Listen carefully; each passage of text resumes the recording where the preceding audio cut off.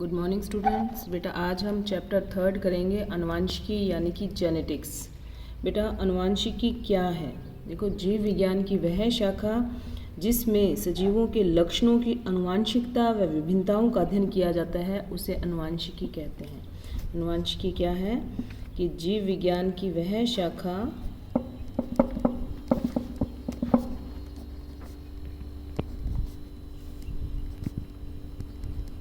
जिसमें सजीवों के लक्षणों की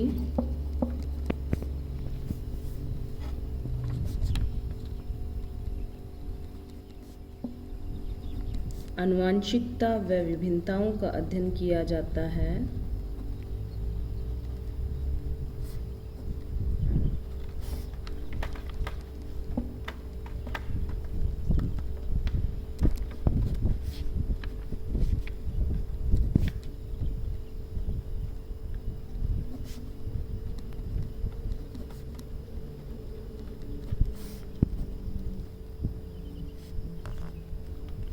उसे क्या कहते हैं? आनुवांशिकी कहते हैं। ये तो है आनुवांशिकी की डेफिनेशन।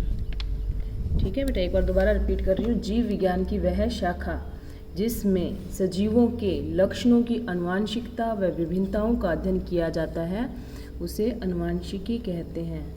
ठीक है बेटा। अब आनुवांशिकता क्या है? बेटा कुछ गुण ऐसे होते हैं जो जनक पीढ़ी से संतति पीढ़ी में ट्रांसफ़र होते हैं, वे लक्षण आनुवांशिक लक्षण कहलाते हैं। जैसे कि अगर पेरेंट्स लंबे हैं तो बच्चे लंबे होंगे, उनके कलर गोरा है या काला है तो जैसा पेरेंट्स का होगा वैसे बच्चों का होगा। ये सब लक्षण कौन से लक्षण कहलाते हैं? आनुवांशिक लक्षण कहलाते हैं। आनुवांशिक लक्षण। ठीक है बेटा, अभी हमने की थी डेफिनेशन आनुवांशिकी की। अब नेक्स्ट है हमारा आनुवांशिक लक्षण। वे लक्षण जो पीढ़ी दर पीढ़ी एक पीढ़ी से दूसरी पीढ़ी में जाते हैं आनुवांशिक लक्षण कहलाते हैं। पीढ़ी दर पीढ़ी लक्षणों का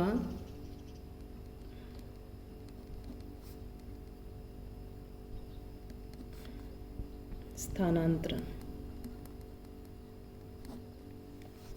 ठीक है बेटा, पीढ़ी दर पीढ़ी लक्षणों का स्थानांतरण या संचरण। तो जिन लक्षणों का एक पीढ़ी से दूसरी पीढ़ी में स्थानांतरण होता है वे कौन से लक्षण कहलाते हैं? आनुवांशिक लक्षण कहलाते हैं। अभी बताया जैसे कि पेरेंट्स अगर लंबे हैं तो बच्चे लंबे होते हैं, बौने हैं अगर उनकी हाइट कम है तो बच्चों की भी हाइट कम रहने के चांसेस रहते हैं। कलर है, आँखों का कलर है जैसे ब्राउन होना या ब्लू होना या ब्लैक होना, ये सब कौन से लक्षण होते हैं? आनुवांशिक लक्षण। आनुवांशिक लक्षण कौन से होते हैं? जो एक पीढ़ी से दूसरी पीढ़ी में स्थानांतरित होते हैं उन्हें क्या कहते हैं? आनुवांशिक लक्षण कहते हैं। नेक्स्ट है बेटा वंशागति। Next definition. आज मैं आपको इस चैप्टर की जो परिभाषाएं हैं, डेफिनेशन है, वो करवा रही हूँ। वंशागति क्या होती है? तो देखो बेटा, आनुवांशिक लक्षणों का एक पीढ़ी से दूसरी पीढ़ी में जाना वंशागति कहलाता है। विवंश की गति। ठीक है, आनुवांशिक लक्षणों का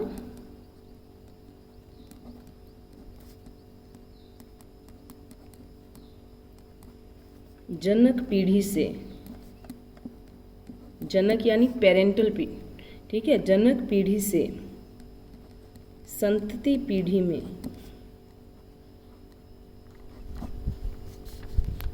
संचरण क्या कहलाता है? वंशागति कहलाता है। ठीक है बेटा, ये होगी हमारी 3 डेफिनेशन। आनुवांशिकी किसे कहते हैं, आनुवांशिक लक्षण क्या होते हैं और वंशागति क्या होती है। तीनों चीज़ें आपको क्लियर है। नेक्स्ट हम करेंगे कि मेंडलवाद क्या है। नेक्स्ट हमारा टॉपिक क्या है? मेंडलवाद। तो देखो बेटा, मेंडल जो ये आनुवांशिकी है, ये मेंडल था, जॉन ग्रेगर मेंडल।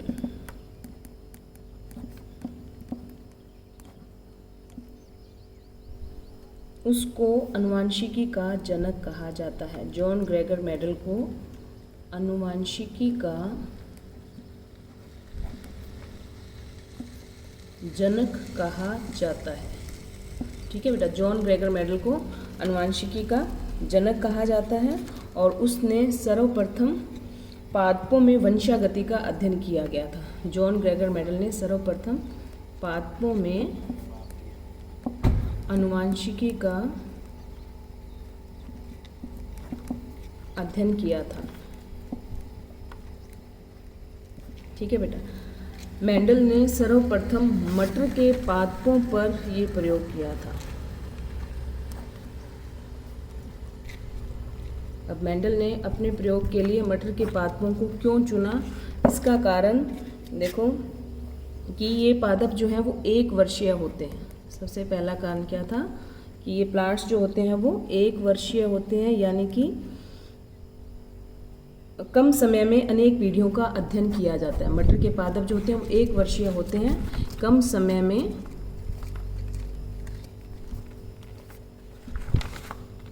अनेक पीढ़ियों का अध्ययन।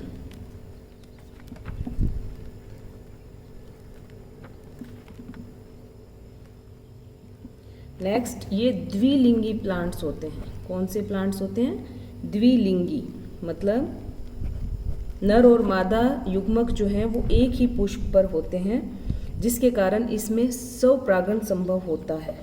द्विलिंगी पुष्प होते हैं,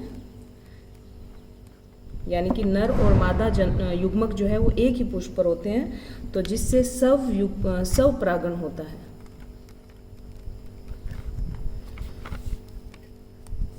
जिससे समयुग्मजी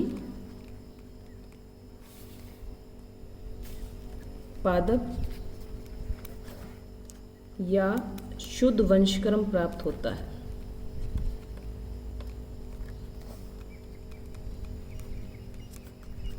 ठीक है बेटा, एक बार दोबारा रिपीट कर रही हूँ। जॉन ग्रेगर मेंडल को आनुवंशिकी का जनक कहा जाता है। मेंडल ने सर्वप्रथम पादपों में आनुवंशिकी का अध्ययन किया था और उसने मटर के पादप को अपने प्रयोग के लिए चुना था। और मटर के पादप को प्रयोग के लिए चुनने का कारण क्या था कि ये कम समय में अनेक पीढ़ियों का अध्ययन किया जाता है। यह द्विलिंगी पुष्प होते हैं। द्विलिंगी यानी नर और मादा युग्मक। द्विलिंगी का मतलब होता है नर व मादा युग्मक एक ही पौधे पर होते हैं, जिससे उसका स्वपरागण होता है। ठीक है बेटा, स्वपरागण होकर समयुग्मजी पादप या शुद्ध वंशक्रम प्राप्त होता है। तीसरा कारण है मटर का पादप चुनने का कि इसमें कृत्रिम परपरागण आसानी से किया जाता है। कृत्रिम परपरागण आसानी से संभव है। और नेक्स्ट लास्ट है, मटर के पौधे में विपर्यांसी लक्षणों के जोड़े पाए जाते हैं। मटर के पादप में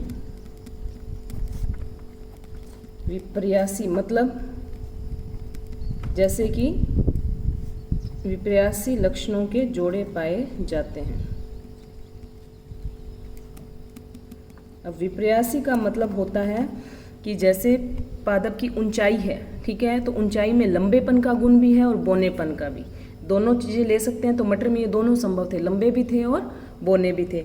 नेक्स्ट, पुष्प की स्थिति कक्षीय भी होती है, अग्रस्त भी होती है। ठीक है बेटा, ये चीज़ें मैं आपको कल करवाऊंगी डिटेल से कि विपर्यासी लक्षणों के जोड़े मटर के कौन कौन से थे जिनको लेकर मेंडल ने प्रयोग किया। तो आज बेटा आपको इतना करना है। सबसे पहले आनुवंशिकी की डेफिनेशन करोगे आप, उसके बाद आनुवंशिक लक्षण क्या होते हैं वो करोगे, फिर वंशागति का अध्ययन, वंशागति की डेफिनेशन और मेंडलवाद। मेंडलवाद जो है वो जॉन ग्रेगर मेंडल ने दिया था और इसको आनुवंशिकी का जनक कहा जाता है। और उसने आनुवंशिकी का अध्ययन सबसे पहले पादपों पे किया था और पादपों में भी कौन सा पौधा लिया था? मटर का पौधा।